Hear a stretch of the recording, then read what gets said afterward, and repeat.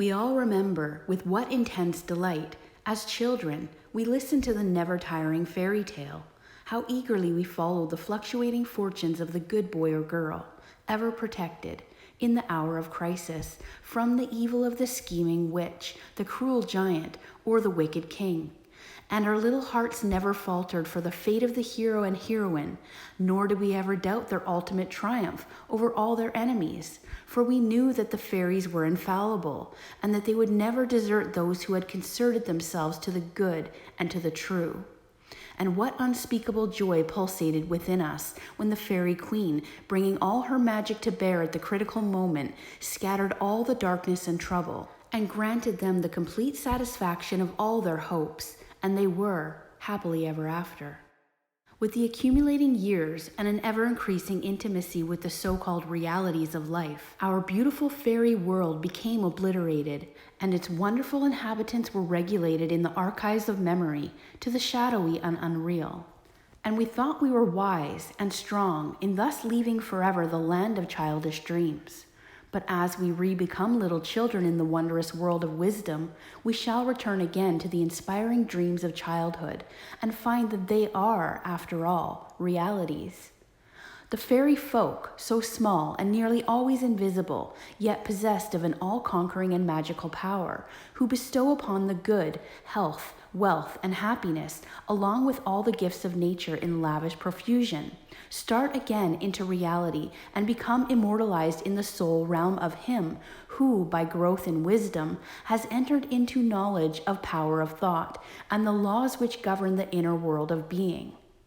To him, the fairies live again as thought people, thought messengers, thought powers working in harmony with the overruling good, and they who, day by day, endeavor to harmonize their hearts with the heart of the supreme good, do in reality acquire true health, wealth, and happiness. There is no protection to compare with goodness, and by goodness, I do not mean a mere outward conformity to the rules of morality. I mean pure thought, noble aspiration, unselfish love, and freedom from vainglory. To dwell continually in good thoughts is to throw around oneself a psychic atmosphere of sweetness and power, which leaves its impress upon all who come in contact with it. As the rising sun puts to rout the helpless shadows, so are the important forces of evil put to flight by searching rays of positive thought, which shine forth from a heart made strong in purity and faith. Where there is a sterling faith and uncompromising purity, there is health, there is success, there is power. In such a one, disease, failure, and disaster can find no lodgment, for there is nothing on which they can feed. Even physical conditions are largely determined by mental states, and to this truth, the scientific world is rapidly being drawn. The old, materialistic belief that a man is what his body makes him is rapidly passing away, and is being replaced by the inspiring belief that man is superior to his body, and that his body is what he makes it by power of thought. Men everywhere are ceasing to believe that a man is despairing because he is dyspeptic, and are coming to understand that he is dyspeptic because he is despairing. And in the near future, the fact that all disease has its origin in the mind will become common knowledge. There is no evil in the universe, but has its root and origin in the mind, and sin, sickness, sorrow, and affliction do not, in reality, belong to the universal order, are not inherent in the nature of things, but are the direct outcome of our ignorance of the right relations of things.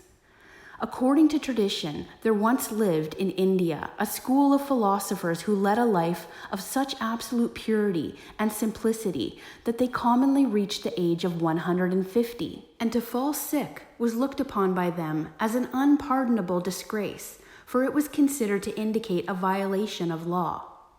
The sooner we realize and acknowledge that sickness, far from being the arbitrary visitation of an offended God, or the test of an unwise providence, is the result of our own error or sin, the sooner shall we enter upon the highway of health.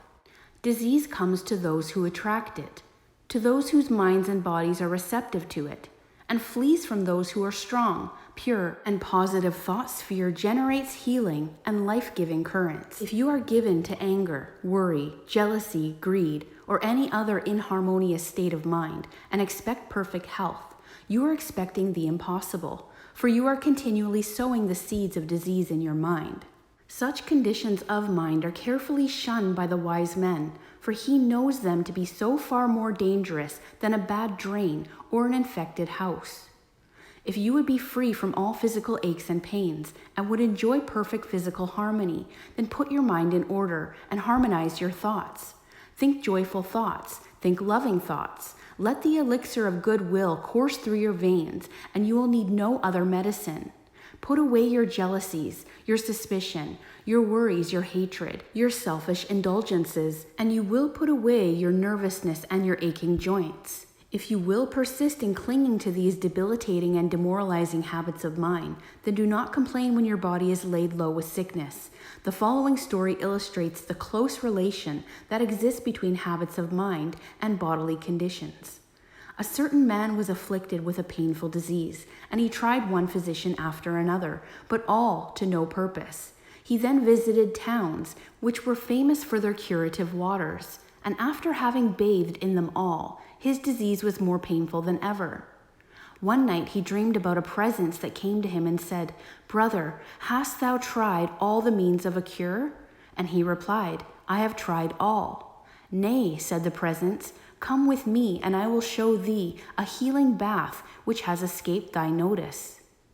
The afflicted man followed, and the presence led him to a clear pool of water, and said, "Plunge thyself in this water, and thou shalt surely recover," and thereupon vanished. The man plunged into the water, and coming out, lo, his disease had left him, and at the same moment he saw written above the pool the word, "Renounce." Upon waking, the full meaning of his dream flashed upon his mind, and looking within, he discovered that he had all along been a victim to a sinful indulgence, and he vowed that he would renounce it forever. He carried out his vow, and from that day his affliction began to leave him, and in a short time he was completely restored to health. Many people complain that they have broken down through overwork. In the majority of such cases, the breakdown is more frequently the result of foolishly wasted energy. If you would secure health, you must learn to work without friction. To become anxious or excited, or to worry over needless details, is to invite a breakdown. Work, whether brain or body, is beneficial and health-giving, and the man who can work with a steady and calm persistency, freed from all anxiety and worry, with his mind utterly oblivious to all the work but the work he has in hand, will not only accomplish far more than the man who is already hurried and anxious, but he will retain his health, a boon which the other quickly forfeits. True health and true success go together, for they are inseparably intertwined in the thought realm. As mental harmony produces bodily health, so it also leads to a harmonious sequence in the actual working out of one's plans. Order your thoughts, and you will order your life. Pour the oil of tranquility upon the turbulent waters of the passions and prejudices, and the tempests of misfortune. Howsoever they may threaten, will be powerless to wreck the bark of your soul as it threads its way across the ocean of life. And if that bark is piloted by a cheerful and never-failing faith, its course will be doubly sure, and many perils will pass by it, which otherwise would attack it. By the power of faith, every enduring work is accomplished. Faith in the Supreme, faith in the overruling law, faith in your work, and in your power to accomplish that work. Here is the rock upon which you must build if you would achieve, if you would stand and not fall.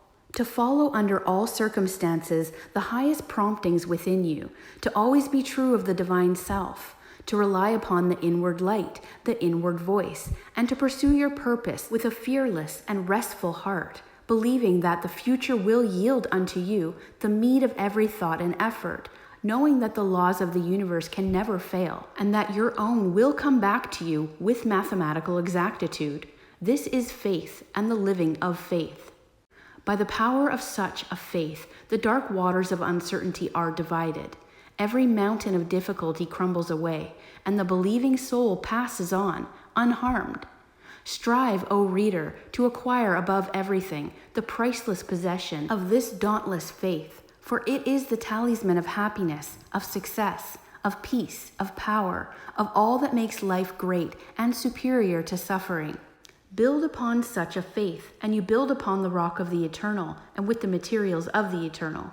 And the structure that you erect will never be dissolved, for it will transcend all the accumulations of material luxuries and riches, the end of which is dust. Whether you are hurled into the depths of sorrow or lifted upon the heights of joy, ever retain your hold upon this faith. Ever return to it as your rock of refuge, and keep your feet firmly planted upon its immortal and immovable base.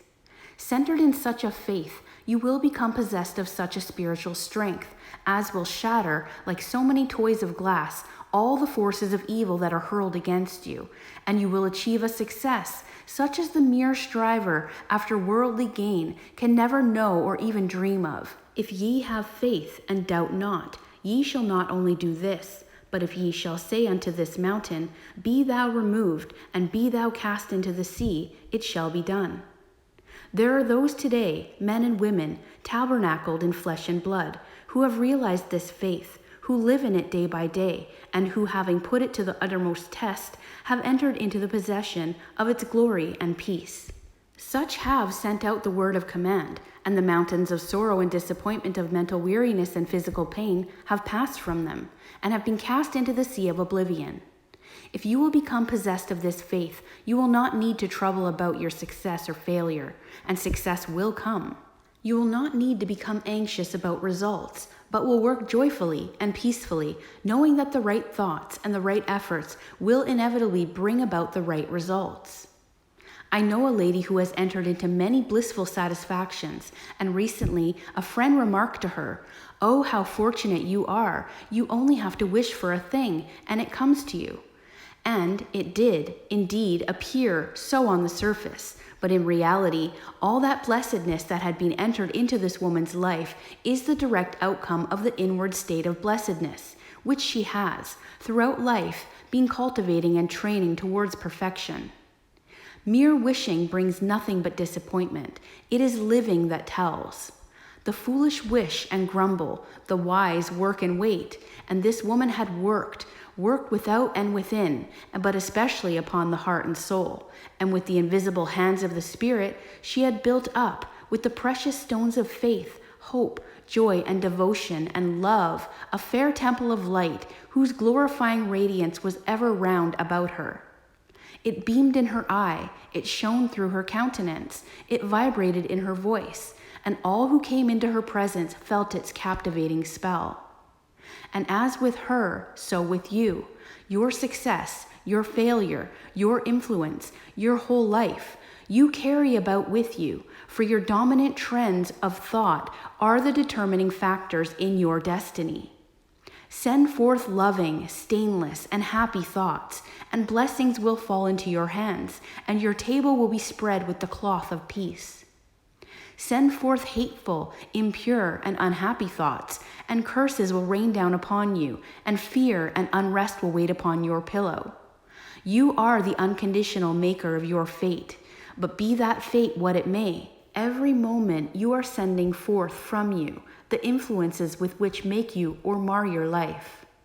Let your heart grow large and loving and unselfish, and great and lasting will be your influence and success, even though you make a little money. Confine it with the narrow limits of self-interest, and even though you become a millionaire, your influence and success at the final reckoning will be found to be utterly insignificant.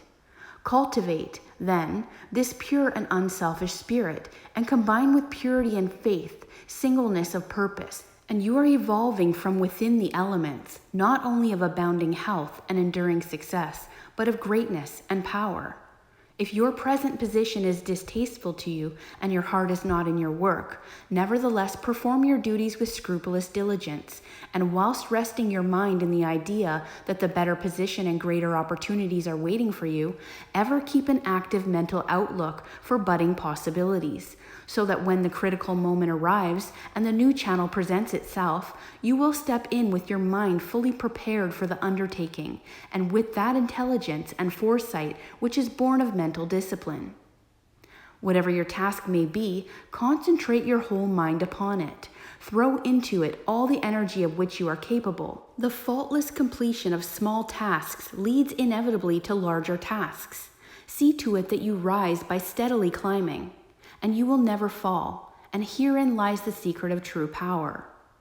Learn, by constant practice, how to husband your resources, and to concentrate them at any moment upon a given point.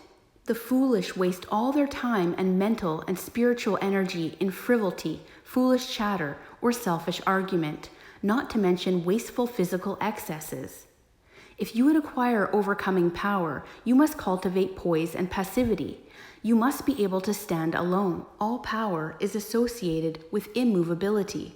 The mountain, the massive rock, the storm-tried oak, all speak to us of power because of their combined solitary grandeur and defiant fixity, while the shifting sand, the yielding twig, and the waving reek speak to us of weakness because they are movable and non-resistant and are utterly useless when detached from their fellows.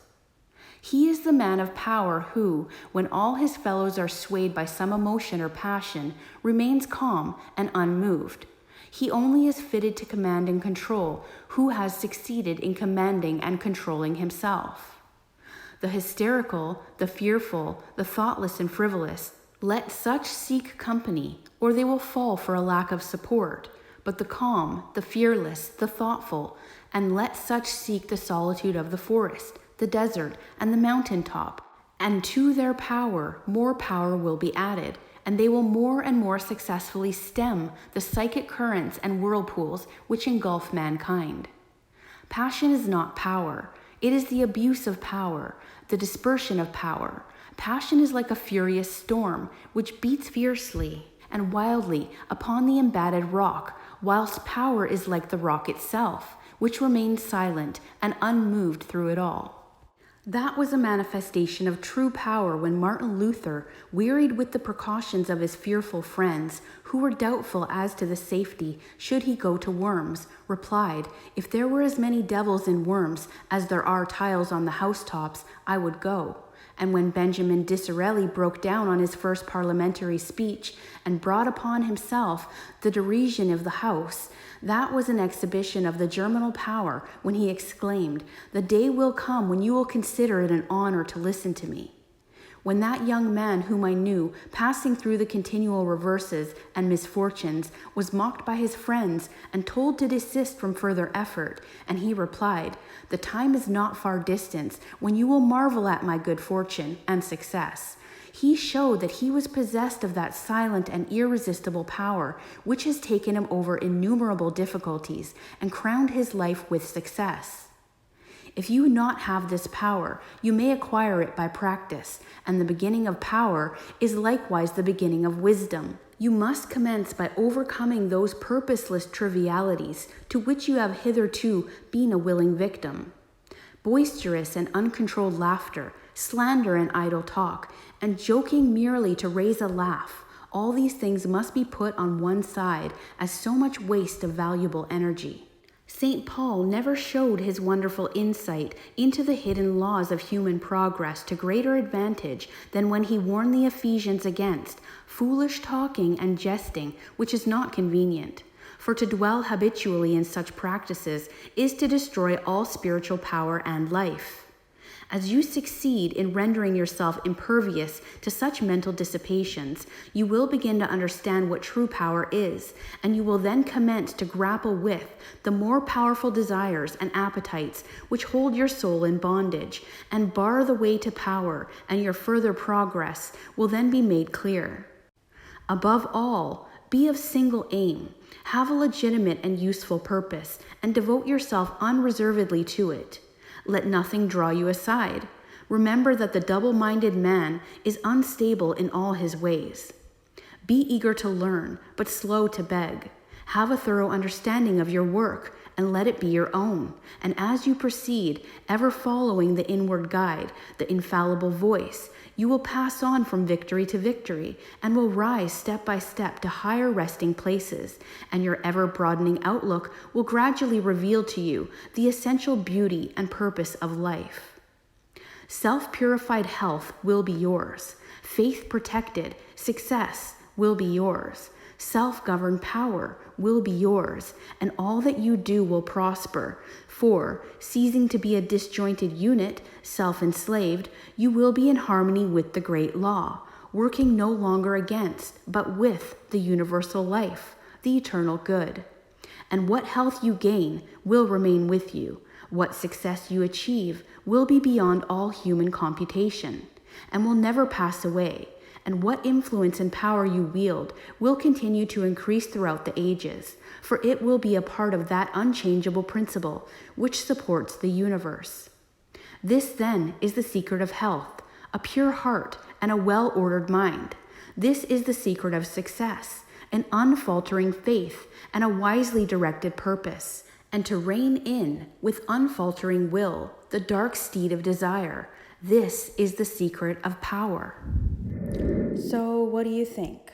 Let me know in the comments if you agree or feel differently. And thanks for watching.